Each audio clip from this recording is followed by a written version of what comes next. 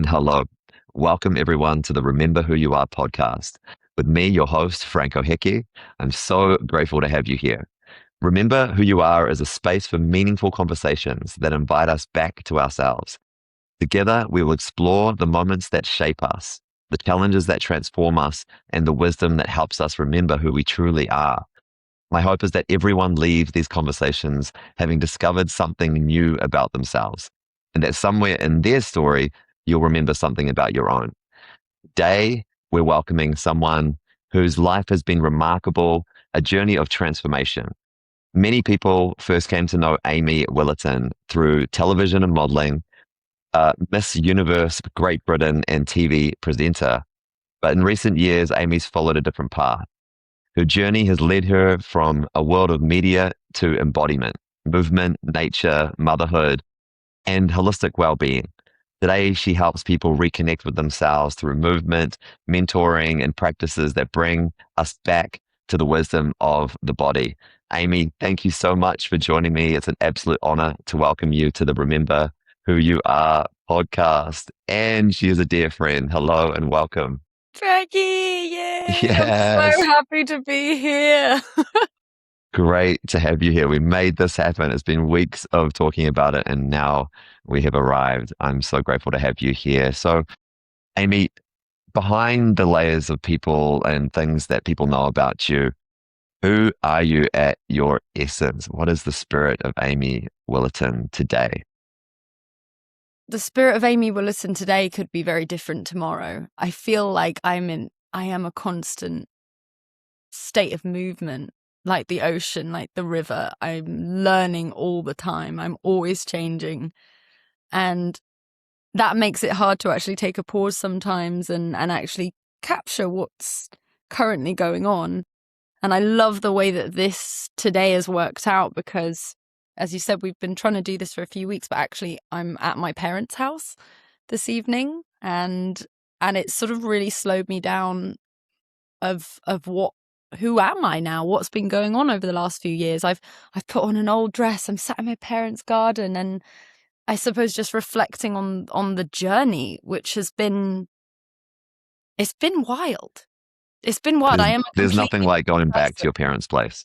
There's nothing like it. There's nothing like it. And I feel very proud of who I am and what I'm bringing to my family home now. I love the person that I'm showing up as. I had a fire with them last night. We all sat around the fire and I played for them a new track. Well, my first track actually that I've just released, and Congratulations. Thank you. And I'm listening to my parents sing along to it, and that just seems so unbelievable to me because I'm not from a musical background. Like, this is entirely new. This has taken a lot of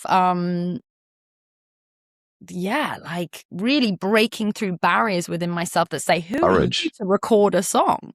Yeah. Like, where did your voice, like, when did you start discovering your voice? You know, as a singer, when did you start expanding into this vibration that is a singer? I know you come from a media background where, singer. Tell us about the singer in you, and then I want to go to the celebrity TV old school version of you as well. But start with the singer. Where did she come? The singer. Well, Frank, you've been a big part of my story and journey as a singer. I'm happy to go into the more grounded beginnings of where things came from, but the singer in me, Have you always been a shower singer? Have you discovered your voice from an early age and you like the sound of it, or? No, I didn't. I would say I was someone that really struggled to communicate myself, actually. And it was only when I began really working on myself that I realized there was an incredible amount of stored frustration. It wasn't even just mine. It felt like it had come from thousands of years before me, women before me, in my lineage, in my bloodline, everything. And actually, when it first when this energy got to the point of I couldn't contain it anymore, in the frustration of everything that I was feeling, it at first of all, it didn't sound good. If anything, it came out of this because I'd got to a point in my life where I couldn't hold the mask anymore. What point was that? What part of your life was that? Was that after being on TV shows and being Miss Great Britain, Universe? Like, you must have had to do a lot of stage speaking when it comes to pageants and things, standing up in front of people and speaking, which is most people's worst nightmare. I know it's been something that I've been terrified of and been pushing myself into discovering and feeling confident in. How have you been with just sharing your truth and your voice, standing up in front of people, even just one-on-one? I mean, to be honest, I absolutely loved doing that in pageants. So if you can hear the hot, we've got thousands of hot air balloons above me right now, which is so interesting because it's the Bristol Balloon Fiesta. So if you can hear that is hot air balloons coming across. Show us. Would you like to see? Yeah, this is so unique. Like, look at all this. Look at them all coming. Oh my God. They're waving to me. Yeah, it's incredible. It's so ironic, because that takes me straight back to being Miss Bristol, age 17, designing my costume around Bristol hot air balloons. I wore dresses that were actually designed out of that material. So I'm really in the midst of my beginnings here. Welcome home, hey? Wow. But going back to what we were saying about the voice and what that point of breaking was, the point of breaking was actually achieving everything that I wanted to. Like, I was a very ambitious young girl, and I knew from a young age I wanted to change my stars. Like, I'm super lucky. I have a beautiful, lovely family, and we're very close. But like, I think, money was a thing. We were out camping. We were kind of and it was always this, like, out there is where the world is. There was like another side of yachts and boats and jets, and I was very much told, like, we'll never have those things, but we're happy we have what we have. And I was always like, well, why not? Why can't I have those things? And I wanted to break out. And I didn't know exactly how I was going to do it, but I was really determined to change my life. And that's how I found pageants, because it gave me an opportunity to speak, to get up on stage. I didn't have to be qualified to do it. I just needed to be brave. And so I did it, and it changed my life. I was traveling around the country, winning all sorts of different titles. I went to Miss England, Miss Great Britain, like Miss Universe, and did all of these different things. And it really, like, smashed open my reality of what was possible from a very young age. Yeah. And, like, with everything that's going on politically in the world, I think I was 21 years old, sat at a dinner table with Trump and Putin at 21. Oh, tell us about that. These conversations, because it wasn't, pageants were, although you see the girls and they're sort of lying out there, and it's very much an ambassador of the woman of the moment. So I needed to know my stuff politically. I needed to know what was going on. The question that they asked me at Miss Universe was, do you believe in stem cell research? They really, it's people. Yeah, because Donald Trump used to own Miss Universe, right? He owned it. That was his thing, yeah. Yeah, he owned it, exactly. So it's been so interesting now coming out kind of on the other side of this and seeing that there is this whole bigger picture that was going on, that I had kind of the ignorant honor of being part of that at a very young age. And then coming from the pageants to then being put on major TV in the UK, and then going from being kind of a very normal young girl from, my dad's a gardener, mum's a school teacher, living this, I worked in a shop in Bristol, to all of a sudden, like, every single person in the country knew who I was. I was at the cover of, like, How was that? magazine, it was fucking awful. Sorry, I Yeah. know I shouldn't swear. Everyone has the opinion of who they think you are, that little window that TV has chosen to put on, and everyone becomes a critic. How did you take that? How did you I mean, respond to that? I wouldn't straight away say it was a critic thing. People actually really loved me on television. Well, I mean, whether they love you or not, it's still a critique, right? There's not a negative I think it format, was, but they have an opinion. I think it was less of that. It was more, I felt owned by the public in a way. Mm. I felt that people felt that they had some sort of right to me because they knew who I was. So it And was that didn't like, feel good, huh? it's more like I loved it and I hated it. It was what I wanted. I'd been asking for it, but at the same time, I think I had two kind of very fast projections into fame from a young age. One when I was 18 and then another one when I was 21, where it very quickly, my life went in that direction. And I would say the main thing that stressed me out was that I didn't know what to do with it.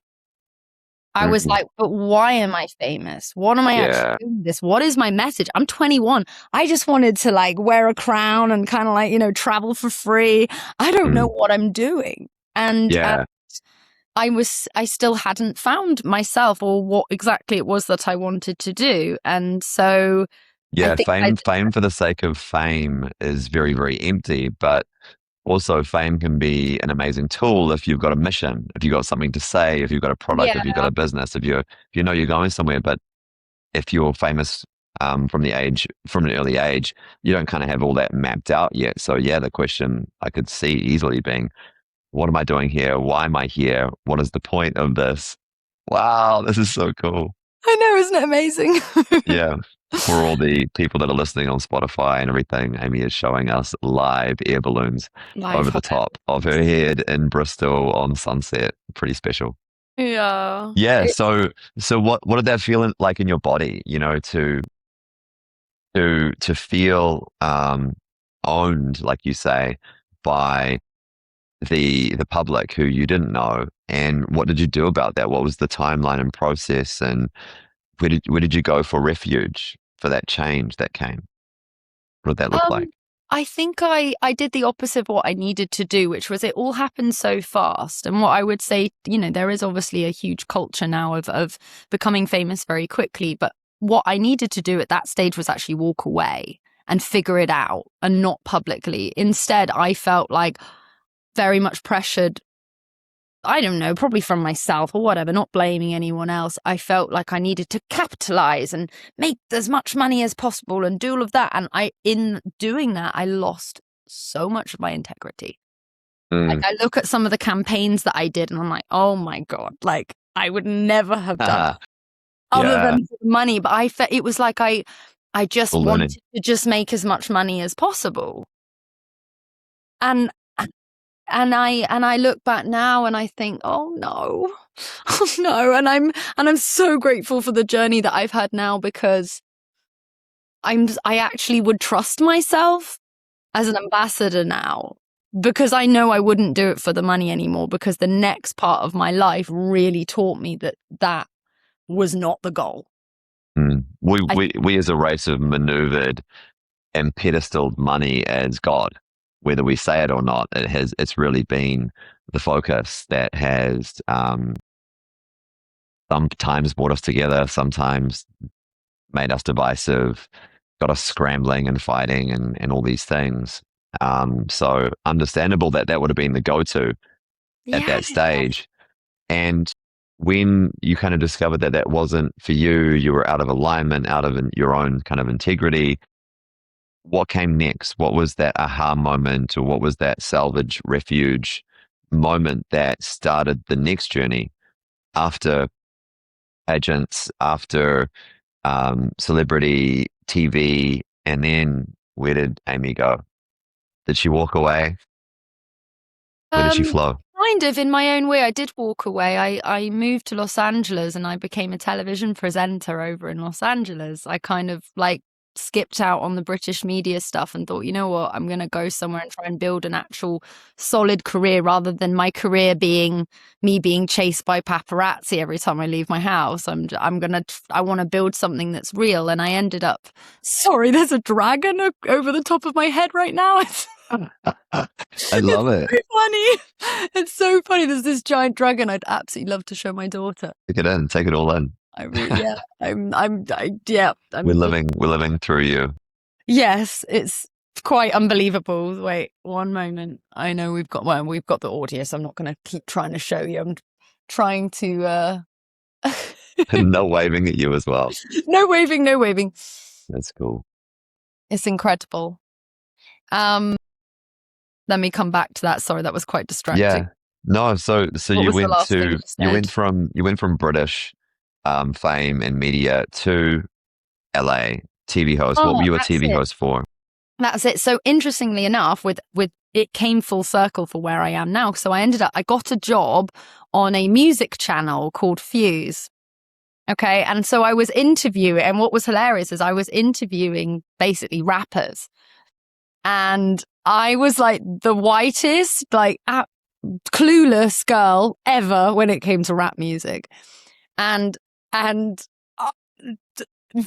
don't know if we can ever find any of the old clips of when I was working at Fuse, but it was pretty bad. Let's put it that way. I did not understand the lingo, and I was making all sorts of really odd jokes, and I think I became like a comedy sketch show because I was so British and I had no idea what they were talking about, and like. But I had that sometimes works out perfectly though, you know, just the ignorance of an interviewer and who they're interviewing. It can sometimes be fun. Is there anyone that we would know that you interviewed? I mean, we had like Snoop Dogg on the show, Fetty Wap. Who else do we have? Like Dame Dash, the Migos who were doing Versace. I remember like doing that with them. We had like quite a lot of like quite famous basketball players, and I loved it. I was having so much fun.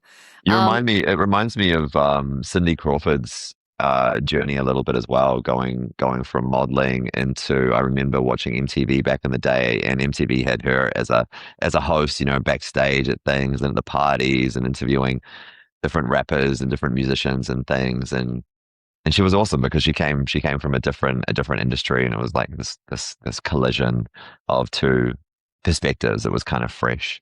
We're gonna have to find some of that footage of you. Yeah, exactly. I think somewhere that it will be buried, but it was brilliant, and I think it gave me this sense of. Oh, there we go. Cider balloon right above us in Bristol. It gave me a sense of that I had a real job, or that it gave me that thing rather than because my fame with more substance.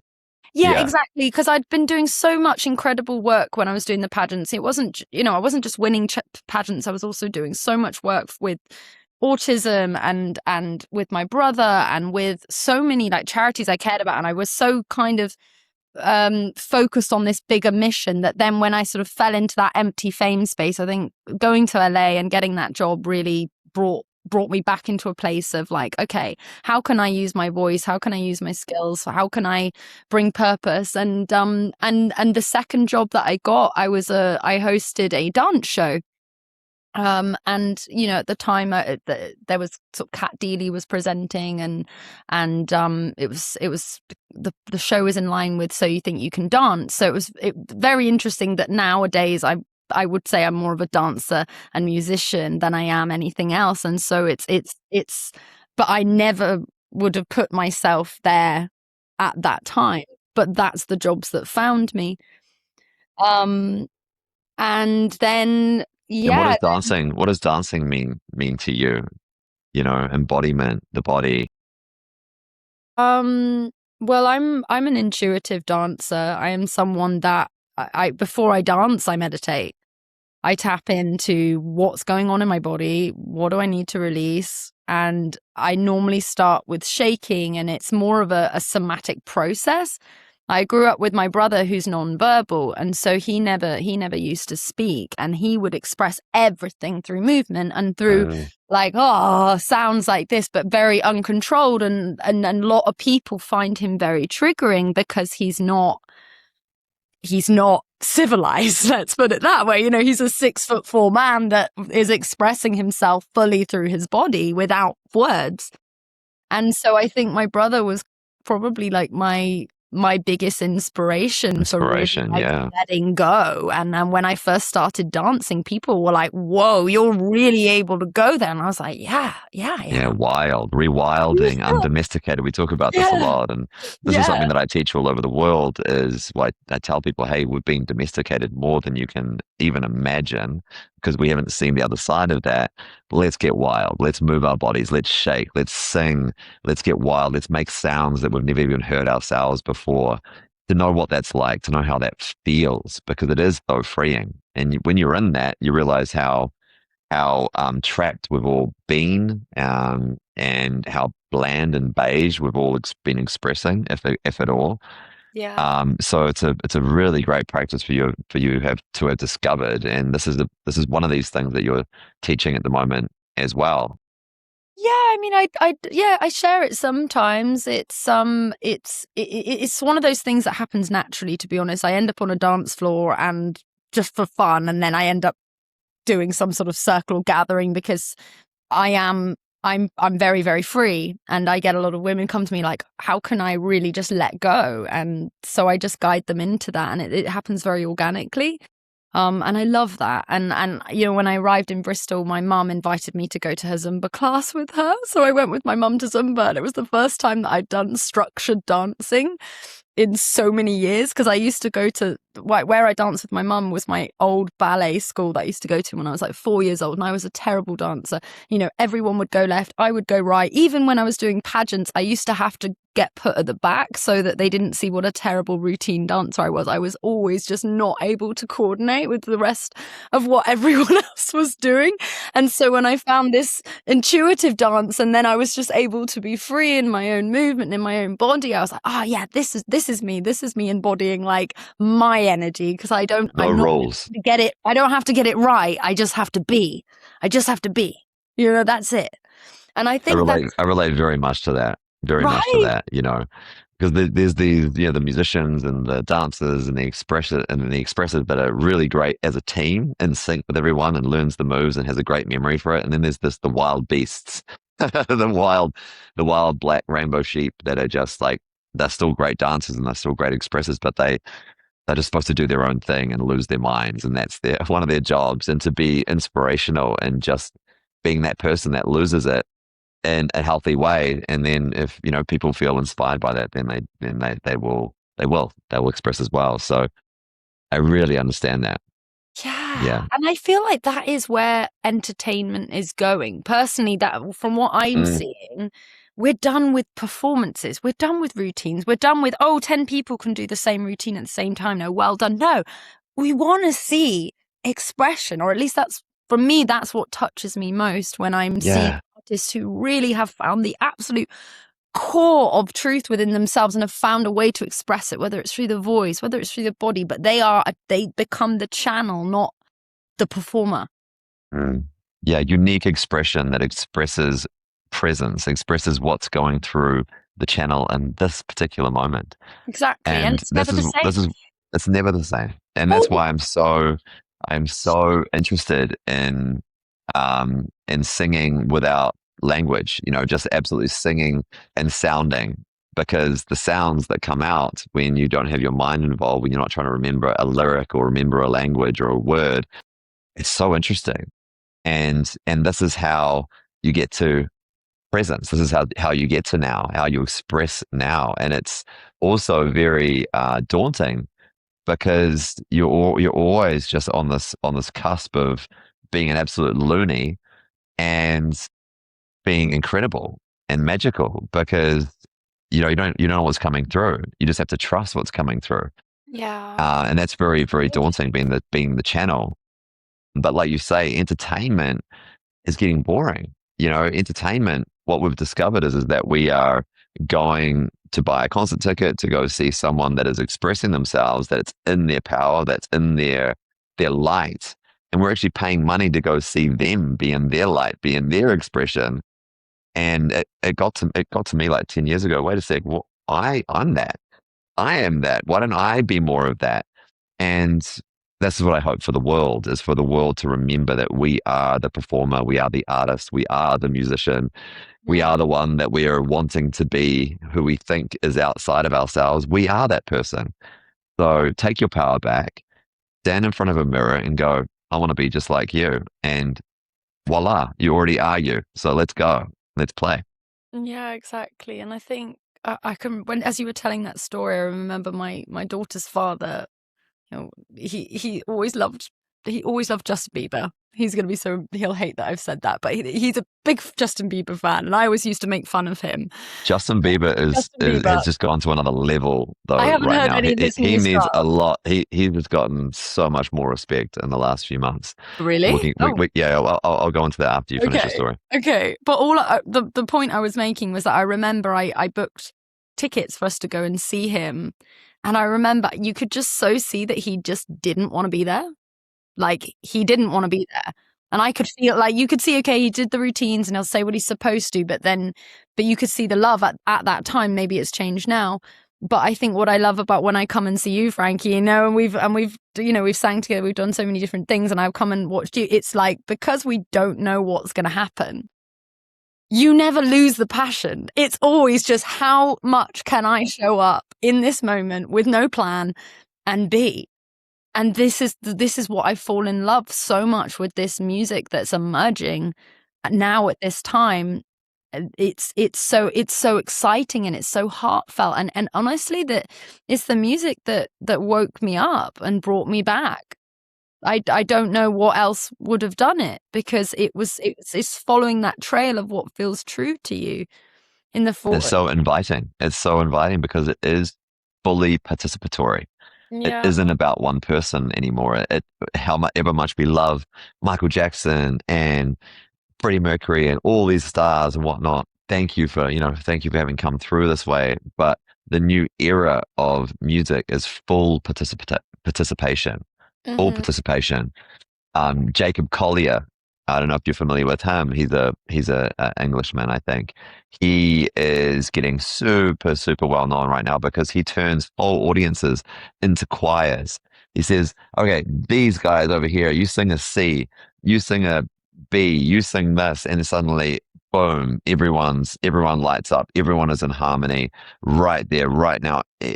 Half the people wouldn't have even thought they could sing before getting a ticket to this thing. Suddenly, they're part of a choir. Bang, the light goes on. Yes. And then we remember how quickly we harmonize as human beings. Yes. And it's always the music, it's always been the music that brought us to harmonization faster than anything else. This is why religion has lasted so long, because of the music. People just want to go to church and sing.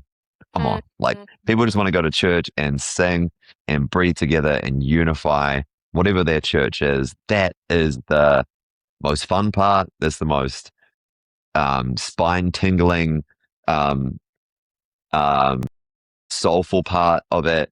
And we just need to start with music and then see what happens next. But I love participating. I love not being a performer anymore and just inspiring everyone to groove out and to express their voice. Exactly. And that's why even us singing mantra and you traveling the world and bringing this practice to people, like, by the end of it, your audience is singing with you. You're encouraging them to join you, and it's through all of us joining together in this harmonization, in this coherence, that really actually then raises our frequency as a group and eventually as a collective. And it's so exciting thinking of the future of when these gatherings become hundreds of thousands of people all singing the same beautiful, conscious, like, loving messages to one another, because it literally changes our cellular DNA in the way that we're vibrate, like at a level of I'm thinking at the moment of the little jars of water that basically vibrate in harmonization. Yeah. the crystals change and they become beautiful. And then when you get And we these rise together. We rise together. exactly. And it's One sea rises all ships, and no one can truly rise without everyone rising together. And to remember that we are one. We are already unified. We're only ever the awareness away from that. And when awareness meets that truth, then a lot of power and control comes over. Like, wow, actually, I can just be someone on this earth that can just remind everyone of their own power, and which is the opposite of how the Piscean age has been, which is like, I want to be that one person that takes all the power from everyone because money's involved, and the more money describes the more success and whatnot, that old mentality. But actually, the new power, the new leader is the one that reminds everyone else of their leadership, of their power, of their mana. And going back to Justin Bieber, what's been interesting about him the last couple of years is that he decided to sell his whole back catalog and get out of his management that was so distressing and unhealthy for him. He let go, he shed his whole skin basically in front of the world, took his ownership back of himself in every single way. And he's come out with these two new albums, which are super soulful, and then just took over not Glastonbury, Coachella for the two weekends. And he stood up on stage and did things like he took his computer, his laptop, typed in his own songs into YouTube, and then just started singing along to his old YouTube videos of him as a little kid doing like full on childhood inner work in front of the world, singing to the child version of himself. wow. Like it was so fucking powerful. Wow. And I just went from like not being really interested in Justin Bieber too much at all to here's a man, here's a real king that's coming through that is taking ownership of his full circle. Yeah. And when he when he was singing along to the YouTube versions of his songs, it meant he didn't have to pay the new owners of his music. So it was like a big middle finger to the whole industry as well. Yeah. It was super powerful. And this is what this day and age is about right now for everyone, is reclamation of your energy, your time, your mana, and your power. How distracted have we been? Very distracted through marketing, through institutions, through governments, through all this chatter and noise. Get to shift that away, to let that dissipate away and come back to what do you need? What does Amy need truly? What does Franko need fully? The healthy selfishness. Look after yourself and then you can help others. Yeah, exactly. And I'm thinking back to when you asked me about the voice, because that word reclamation, deeply hits me. Because I think when I really started allowing myself to express, as I said at first, it didn't sound very pretty. But after I allowed myself to scream, and I allowed myself to grieve, and I allowed myself to weep and absolutely tear through all of these restrictions that I had placed upon myself, frankly, it's all. We all do. We're all the do. biggest assholes we've ever been to ourselves. For sure.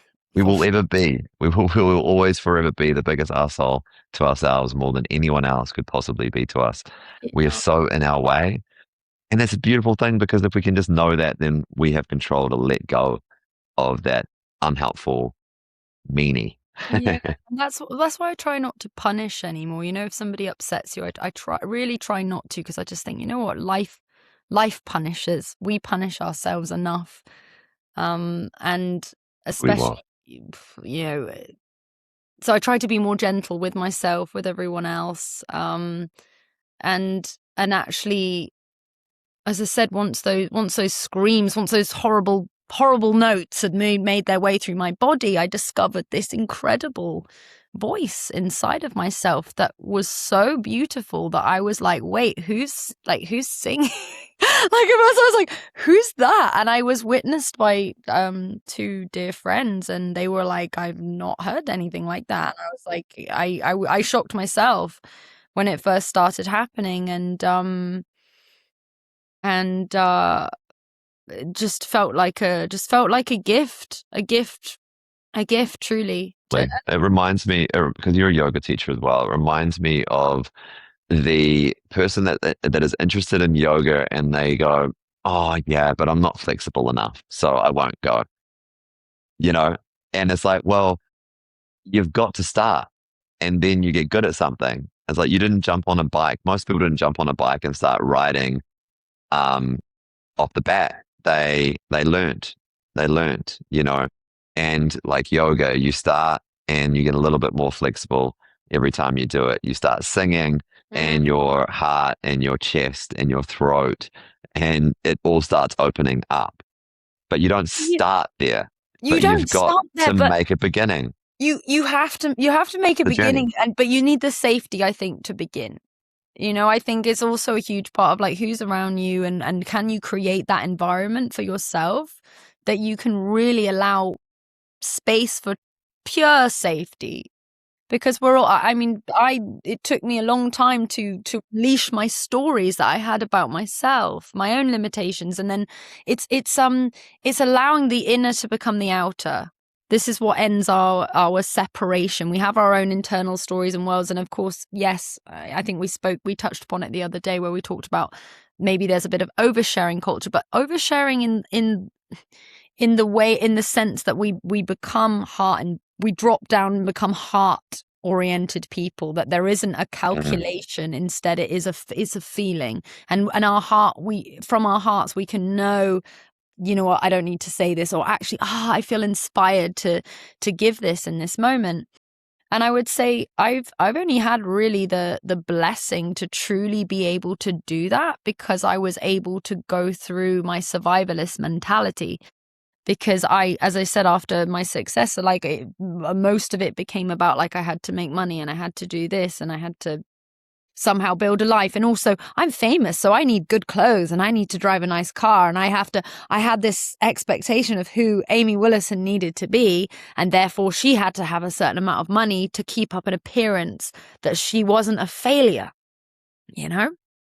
And so I would say I got very much rescued out of that when I met my daughter's father and I ended up like living very like in this like, oh my God, like in this incredible world where all of a sudden, I was whisked off in a helicopter and I was living in a castle, and I basically was living the Disney princess fantasy, coming from pageant girl to suddenly, being like lady of the manor. And I was just kind of like, wow, like, at first that felt like a fantasy. And also having seen how much money had controlled my family and everyone around me, I think I had this sort of like resentment of it, because I think as a child you're always told, oh no, I can't spend time with you, mummy's working or daddy's working, or this is what's going on. And as a You're child, not a priority.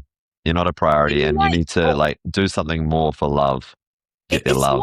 I just think as children, like we're almost told to humble our kids by saying, oh, we can't afford that, I'm not going to raise a sport brat. I have a very different mindset. I'm like, no, I want my daughter to think she can have I want her to believe that she can have whatever she wants, only because I think when you don't place those restrictions, the pathway becomes very easy. And actually, it's like my parents, when I was a little girl, I was allowed sweets. We had a sweet drawer at the bottom of the kitchen. No matter how short I was, I could reach sweets for any time I wanted. I was the only kid that wasn't bothered about sweets because I always had access to them. But then I have friends that from school that would come around and they would go nuts and they would scoff these sweets because they weren't allowed. So Yeah. I have this sort of different mentality of actually like the thing that when we're not restricted from things, they kind of lose their appeal in a way. And then you actually get to find what you really want, not because, oh, the door was shut and you weren't allowed to know what was behind it. It becomes well, that's the mentality that Spain has adapted with drugs. They've taken away all the A-class criminalizing legalities, and I've noticed their drug use around the whole nation has come right down because there's not that there's not that incisiveness of not being able to do it anymore. And so also education has been allowed to come up around all these types of things. Mm, And, then people can make their own choice. It feels like, oh, I'm in control here. But don't you yeah. think we're just given the parents that we need, whether we were given the alcoholic father that went Yeah, of too far, course. or we got given the mother that didn't say I love you ever, or whatever it is, so that we knew what to do and what not to do. It's all lessons and blessings. Yeah, and I think, just touching slightly on spirituality here, once you start shifting your perspective from the temporal journey into the eternal one, Yeah. you have a Yeah. very different perception on everything that you're going through, because you're like, okay, on this round, this is what I've decided to learn. And it doesn't become oh no, because you start to understand you're choosing all of it. You Yeah. are Yeah. the creator of your reality 100%. And I think that is the thing that most people find really hard to accept, because it's much easier to be able to say it's the world's fault. It's much easier. It It's is. Mercury retrograde. Yeah, it's much easier. Whereas if instead, when you're having an experience that isn't so nice, and you can say, okay, what part of me is choosing to have this, has chosen to have this experience? What is it that I need to learn, that I can stop going through this anymore, because I don't want to. I'm aware enough within my own journey that I don't wish to continue this. What do I need to learn? Can I go through it? 100%. 100%. Absolutely. So we're going to have you at the Luminary Summit in Croatia from the 21st of September. How Yeah. cool is that? Yeah, I'm super excited. It's incredible to gather the kind of pioneers and leaders of this new movement that to gather and to actually discuss, how do we unite the awakened ones? How do we build this new society that we know is kind of, like the vines of nature crawling up upon us and saying, hey, Mm, the world is wanting a new way of being, and how do we gather to actually put that together and make it happen? So I'm so excited to be a part of it, and actually agreeing to be a part of it, Frank, because of you. It's really forced coherence on my life, because what I realized is that I very much had this old version of myself, new version, and nothing had really was in coherence. And so I decided to actually teach a workshop on this. And through deciding to do that, I suddenly had to get my stuff together, and I had to suddenly start to get my life making sense again, because otherwise there's no way I would be able to give the medicine that I needed. If that makes any sense. So I'm very totally. Yeah. grateful to be part of the event. Yeah. Isn't it important to have a stake in the ground, to actually say yes to something a little ways out? And how interesting it is that it forces life to come into coherence, to get clean, to get focused, to get organized, and to finish. Yeah. Yeah, it's such an honor to have you at the Luminaries Summit, and this is the bookend of summer. This is a annual event where space holders like yourselves, event holders and runners, everyone is welcome, but especially for those people that do hold space, and to come and feel supported, to come and really take the time to meet each other, and to create this community of thought leaders and speakers and entrepreneurs from all over the world, to create that web where the sea really feels like it rises by itself without having to be super independent like so many of us. So many of us are holding far too much. We burn out. We come out online all shiny and, this is what I'm doing. And then suddenly 2 months later, it's like, where did Franko go? Where did Amy go? Oh, Yeah. they might have burnt out Yeah. because they weren't supported in that, Yeah. and this is an opportunity at Luminaries to network, to really network and build a foundation community that we can build the future we know is possible, but we know isn't possible building it by ourselves. It's an only together situation. It's an Aquarian age event that I really believe is going to be a seed to really help this new forest and this new consciousness take and expand. Exactly. Exactly. And we can't do it alone. We've been doing things alone for so long. And I think that's the best part about when you really start to really connect with people, like actually allow your heart to be vulnerable, actually allow yourself to sink into a non-calculated, loving, open version of yourself, and actually find kindred spirits who also want to, who want to revive the education systems, who want to bring care to industries that have lacked so much care over time, to create music that is going to bring love and harmony to people, to grow food that's not poisoning us.